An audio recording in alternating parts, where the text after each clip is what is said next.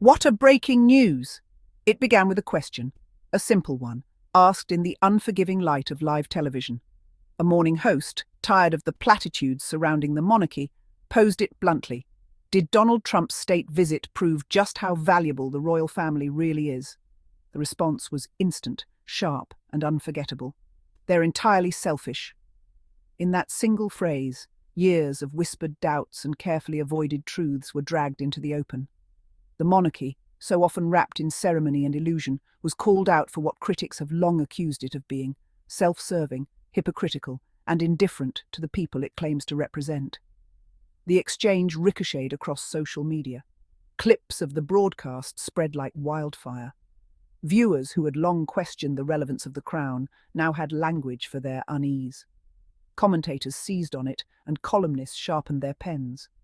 For once, the question of monarchy's value wasn't answered with deference, but with disdain. The Trump visit, meant to showcase royal grandeur, had instead exposed something far more uncomfortable: that the monarchy's survival depends not on service or sacrifice, but on optics, vanity, and the relentless pursuit of its own survival.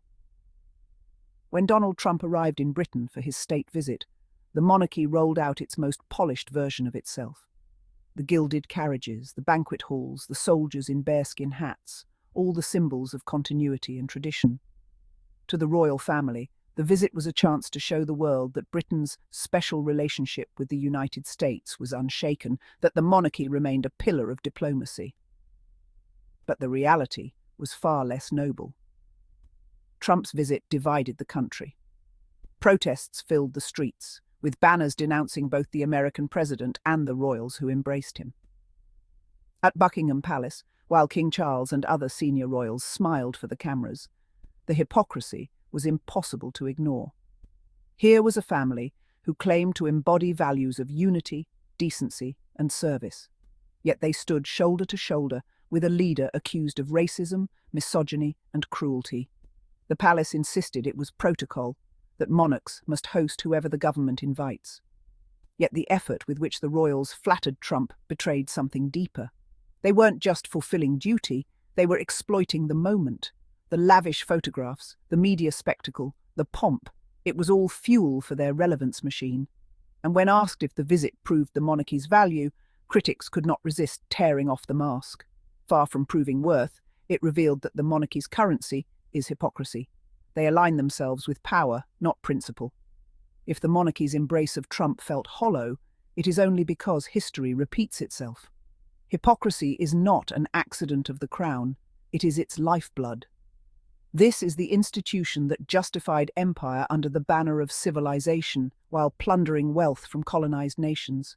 The crown's jewels sparkle with stolen diamonds, India's Koh-i-Noor, South Africa's Cullinan, symbols of conquest repackaged as heritage.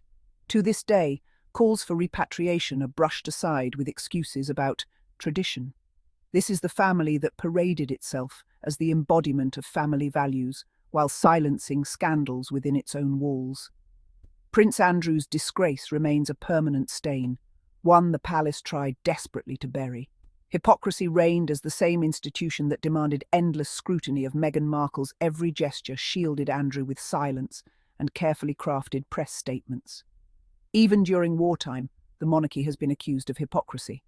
King Edward VIII's dalliance with Hitler is well documented, a reminder that royal allegiances have not always aligned with the values they claim to uphold.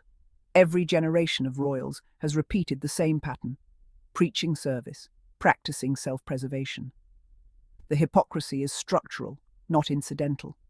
In modern times, the charge of selfishness has only grown sharper.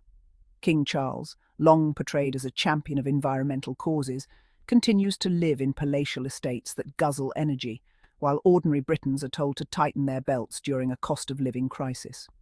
His coronation, estimated to cost hundreds of millions, was staged as food banks expanded and families struggled to heat their homes. Prince William and Kate, hailed as the monarchy's future, retreat into privilege even as their role demands visibility. Their taxpayer-funded renovations at Kensington Palace and Adelaide Cottage have sparked criticism. Each time they insist their choices are about family, critics ask, what about the families footing the bill? Their selective approach to duty is also glaring.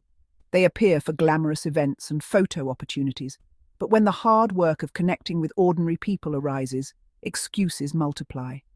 Their brand is carefully curated, but the selfishness seeps through in every act of self-protection. Even the monarchy's much publicised charity work often exposes its selfish core. Royal patronages are less about transforming lives and more about attaching the royal name to causes that reflect well on them. Ribbon cuttings and photo ops eclipse long-term engagement. The accusation on morning TV wasn't just a slip, it was a truth long visible to those who look closely. Nothing has exposed the monarchy's selfishness more than the treatment of Prince Harry and Meghan Markle. When the couple sought to carve out a life of independence, the monarchy turned its full arsenal against them. Harry and Meghan's desire was simple: to continue serving, but without being consumed by the toxic royal machinery and its racist tabloid allies. Instead of accommodating, the monarchy retaliated. Stripped of patronages, smeared in the press, isolated from family, they became scapegoats. The hypocrisy was glaring. Andrew was protected. Charles was indulged. William's temper was shielded. But Meghan, a woman of colour who spoke openly about her struggles, was cast as a villain. If the monarchy were truly about service, it would have celebrated Harry and Meghan's independence as an extension of its reach. Instead, it revealed that service only matters when it serves them. The moment someone dares to operate beyond their control, the institution collapses into selfish defensiveness. Morning TV's accusation rang true because the public had already seen it. The selfishness of a family willing to sacrifice its own members for survival. For decades, defenders of the monarchy have insisted it brings value. They argue that tourism, soft diplomacy and stability justify its existence. But the Trump state visit exposed how fragile that argument is. Tourists don't visit Britain for Charles or William. They come for the palaces, the history, the spectacle. Diplomacy can be conducted by elected leaders without the cost of maintaining a hereditary elite. Stability cannot come from an institution that routinely fuels division. When pressed to define value, supporters often fall back on sentimentality. The monarchy is who we are. But what does that mean in a modern democracy? That Britain's identity rests on hypocrisy, privilege, and self-interest? The Trump visit showed the world that the monarchy aligns with power, not principle. And when critics on morning TV called them selfish, millions agreed. The argument of value crumbled under the weight of reality. Internationally, the monarchy is increasingly seen not as a symbol of dignity, but of hypocrisy. In Commonwealth nations, calls for independence grow louder. Barbados has already cut ties. Jamaica, Canada, Australia, debates about republicanism are surging. Why? Because people see the selfishness. They see a monarchy that clings to stolen jewels while preaching reconciliation. They see royals who demand deference while offering no accountability.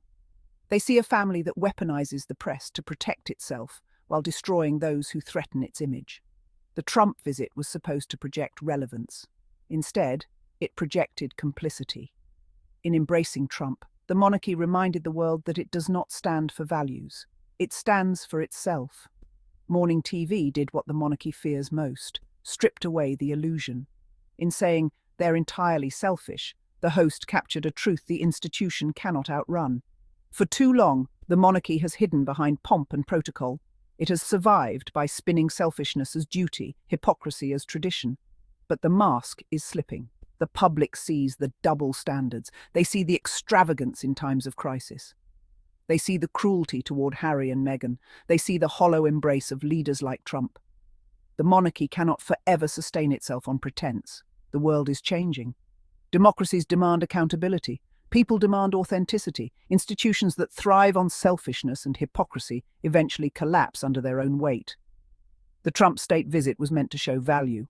Instead, it exposed the monarchy's greatest weakness, that its value exists only in the stories it tells about itself. Once those stories are challenged, the crown is revealed for what it is. Not noble, not selfless, but entirely irredeemably selfish. To all my curious Sussex family, thank you all for watching, and do not forget to subscribe, like and put a comment. Bye-bye, see you then in our next episode.